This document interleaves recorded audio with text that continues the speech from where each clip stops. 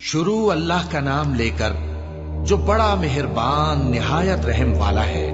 ہم نے نوح کو ان کی قوم کی طرف بھیجا کہ پیشتر اس کے کہ ان پر درد دینے والا عذاب واقع ہو اپنی قوم کو خبردار کر دو۔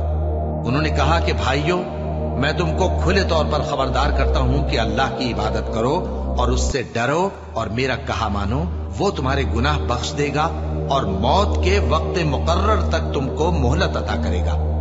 جب اللہ کا مقرر کیا ہوا وقت آ جاتا ہے تو تاخیر نہیں کی جاتی، کاش تم جانتے ہوتے۔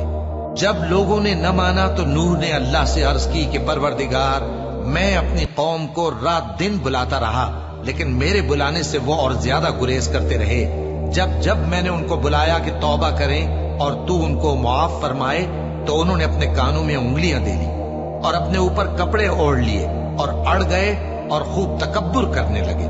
پھر میں ان کو بلند آواز سے بھی بلاتا رہا، پھر علانیہ بھی اور رازداری سے بھی سمجھاتا رہا۔ پھر میں نے کہا کہ اپنے پروردگار سے معافی مانگو کہ وہ بڑا معاف کرنے والا ہے۔